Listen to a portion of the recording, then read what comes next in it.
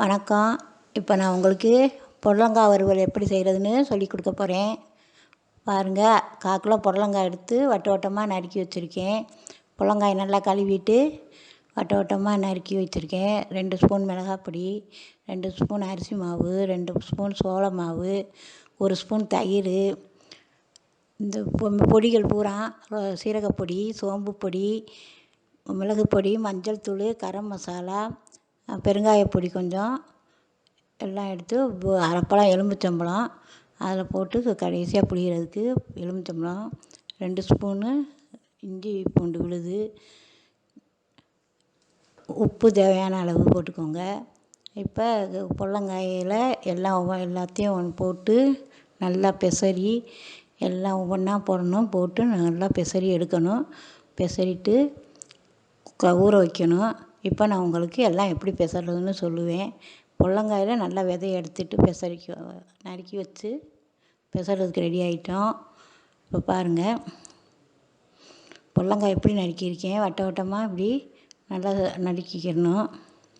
உள்ளே இருக்க விதையெல்லாம் நீங்கள் கத்தியை வச்சு எப்படின்னு எடுத்துட்டிங்கன்னா நல்லா வந்துடும். இப்போ மிளகாப்பொடி, இந்த மிளகாப்பொடி நான் ரெசிபியாக சொல்லியிருக்கேன் உங்களுக்கு. வீட்டில் அரைக்கிற மிளகாத்தூள் தான், வேறு தேவையில்லை. அப்புறம் இப்போ சீரகப்பொடி, மஞ்சப்பொடி, சோம்பு பொடி, மிளகு பொடி, பெருங்காயப்பொடி எல்லா பொடியும் போட்டு கிளற போகிறேன். இப்போ எல்லா பொடியும் போட்டு நல்லா கிளறிக்கோங்க. அதில் எல்லாத்துலேயும் அந்த பொடி படுறது மாதிரி நம்ம கிளறணும். அதுலேயே உங்களுக்கு நம்ம கழுவி வச்சதில் தண்ணி சத்து இருக்கும். அந்த இதை வச்சே நீங்கள் கொஞ்சம் கிளறிடலாம். பொடியெல்லாம் வச்சு நல்லா கிளறிடுங்க. பொடியை போட்டு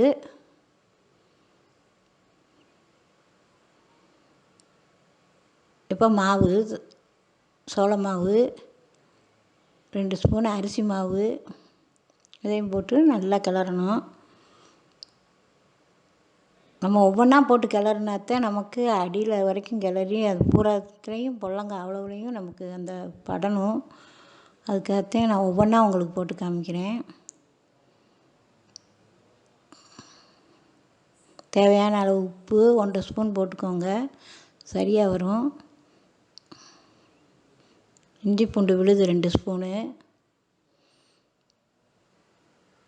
தயிர் எல்லாத்தையும் போட்டு பெசரி எடுத்துருங்க.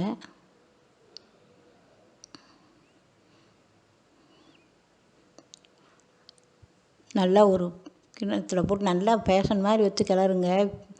நான் அது உள்ளேயே கிளறேன். உங்களுக்கு கொஞ்சம் இதாக இருந்தால் பெரிய பேசன் மாதிரி வச்சு கூட நல்லா கிளறிக்கோங்க. உடையாது அதெல்லாம் புடலங்காய்.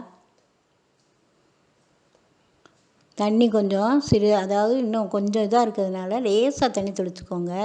ஊறினோன்னு ஆனால் தண்ணி சத்து இறங்கும்.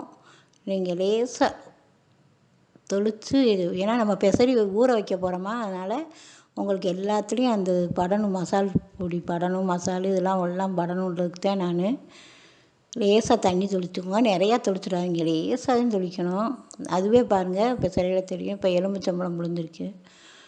எல்லாம் பெசரி முடிச்சுட்டு கடைசியாக எலுமிச்சம்பழத்தை புழிஞ்சு பெசரிடணும். நீங்கள் அடியில் மாவுலாம் உங்களுக்கு அடியில் தங்கிக்கிறதுனால அடியில் எடுத்து மேலே அந்த மசாலாக்கள் எல்லாத்துலேயும் படணும். பாருங்கள் எப்படி மசாலா பூரா பட்டுருச்சா. மசாலா எப்படி பெசறேன்னு பார்த்துக்கோங்க.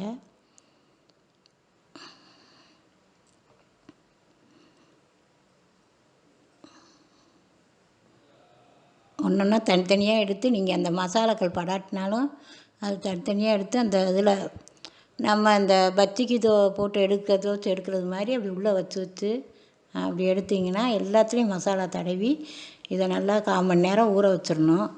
நல்லா ஊற வச்சதுக்கப்புறம் இப்போ எண்ணெய் சட்டியில் காய வச்சுருக்கேன். எண்ணெய் காஞ்சிருச்சு பாருங்கள். இப்போ புடலங்காய் ஒவ்வொன்றா எடுத்து போடவே நல்லா வரும். நல்லா ஒவ்வொன்றா எடுத்து போடுங்க. சிம்மில் வச்சுக்கோங்க. தீயை சிம்மில் வச்சுக்கோங்க. அது எண்ணெய் நல்லா காயவும் சிம்மில் வச்சே போட்டிங்கனாலே போதும். இது ரொம்ப வச்சிங்கன்னா சீக்கிரமே கருகி போயிடும். அதனால் சிம்முலையே எண்ணெய் காய நீங்கள் சிம்மில் வச்சிங்கனாலே கொதித்து நல்லா புடலங்காய் வறுவல் ஆகும்.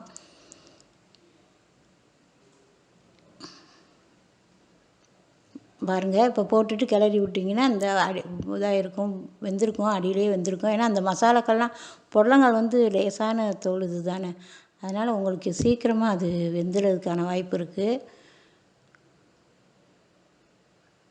இப்போ நம்ம ஒன்று மேலே ஒன்று போட்டதுனால உங்களுக்கு அந்த இது ஒன்று பிடிச்சிருக்கும், வந்துடும். ஆனால் நம்ம அந்த மாவு இதெல்லாம் சேர்த்துருக்கிறது ஒவ்வொன்றும் தனித்தனியாக வந்துடும். இது வந்து நான் சின்ன சட்டியில் போட்டிருக்கேன், எனக்கு இதாக போட்டிருக்கேன். நீங்கள் கொஞ்சம் பெரிய சட்டியில் கூட வச்சு எண்ணெய் ஊற்றி போட்டுக்கோங்க. இது நான் உங்களுக்கு எப்படி போடுறதுன்னு சொல்கிறதுக்கு தெரிஞ்சுக்கிறதே இவ்வளோ இதுவும் பண்ணுறேன். இந்த எடுத்து காமிச்சா உங்களுக்கு பெரிய சட்டியில் போட்டு பிடிச்சாலுமே நீங்கள் விவரமாக எடுத்துடுவீங்கல்ல, அதுக்காகத்தான். இப்போ பாருங்கள், இப்போ எப்படி பொரிஞ்சு வந்துருச்சுன்னு. ஒவ்வொன்றா எடுக்க எடுக்க தனியாக பிரிஞ்சிடும், அதுவே வந்துடும். நம்ம இந்த தனித்தனியாக எடுத்துட்டோம்னா வந்துடும், அது தனியாக ஒவ்வொன்றா வந்துடும்.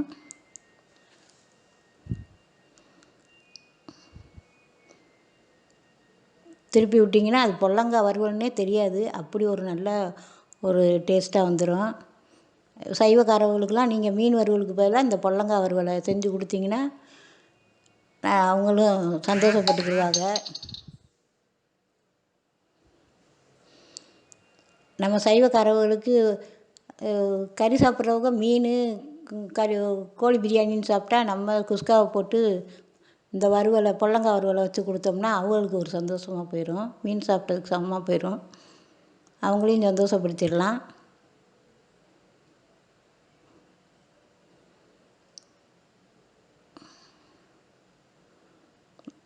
பாருங்கள் எப்படி இப்போ தனித்தனியாக பொரிஞ்சு அந்த இதாக வந்துடுச்சு பாருங்கள். தனித்தனியாக ஒவ்வொன்றா ஒத்தையாக வந்து நல்லா முருகலாக வந்துடும். இது புடலங்காய் வறுவல்னே யாருக்குமே தெரியாது, கேட்டால் தான் தெரியும் என்ன வறுவல்னு நம்ம சொன்னாதே தெரியும். சின்ன பிள்ளைகளுக்கும் இது வட்டமாக இருக்கிறதுனால அதுகளும் நல்லா விரும்பி சாப்பிடுங்க. மெதுவாக நல்லா இருக்கும் சாப்பிட்றதுக்கு. இது யாருனாலும் சாப்பிட்லாம், இப்போ உங்களுக்கு இதுன்னு தேவையில்லை. பல்லு இல்லாதவங்க கூட நல்லா சாப்பிட்லாம், வயசானவங்க வரைக்கும் நல்லா விரும்பி சாப்பிட்லாம். இது எண்ணெயுமே அவ்வளோ குடிக்காது, உங்களுக்கு எண்ணெய் குடிக்க வாய்ப்பே கிடையாது. இதில் நம்ம எல்லாம் போட்டுறோமா, எண்ணெயே குடிக்காது.